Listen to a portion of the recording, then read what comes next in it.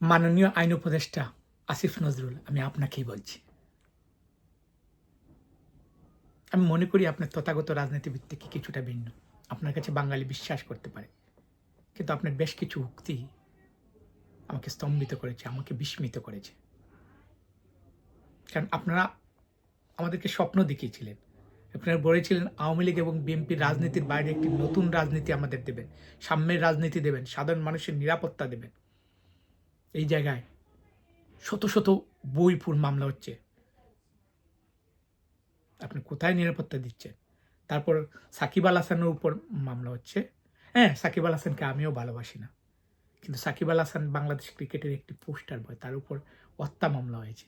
স্তম্ভিত হই, আমি লজ্জিত হই, আমি বিস্মিত হই। তার থেকেও আমি বেশি বিস্মিত হই যখন আপনি ওই মামলার পক্ষে সাফাই গিয়েছেন।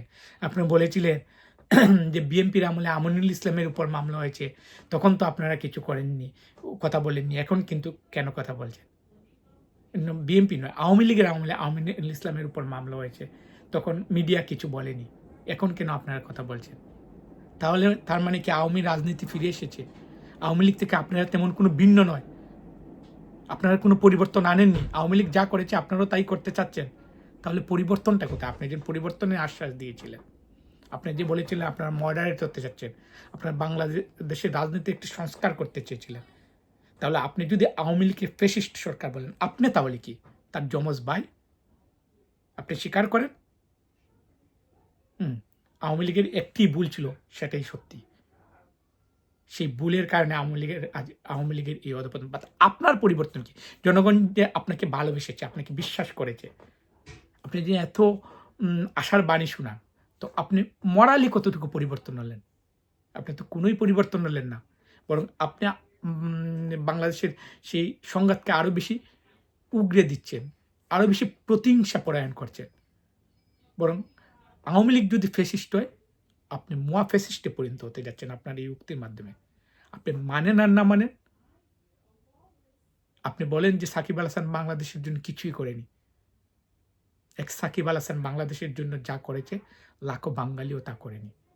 কারণ সাকিব আল হাসান, আপনি হয়তো ক্রিকেট সম্পর্কে কতটুকু জানেন জানি না, দীর্ঘ সময় 3 ফর্মেটই সেরা অলরাউন্ডার ছিল।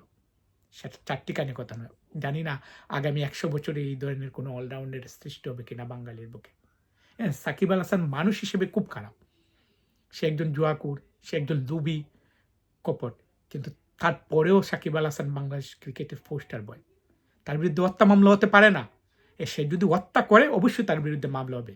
কিন্তু একজন পোস্টার বয়, একজন যে আন্তর্জাতিকভাবে বাংলাদেশকে রিপ্রেজেন্ট করে, তার বিরুদ্ধে এভাবে হত্যা মামলা হতে পারে না। সেটাই প্রমাণ করে আপনাদের মানসিকতা কি আওয়ামী রাজনীতি বা আগের রাজনীতি থেকে কোনো পরিবর্তন হয়েছে কিনা।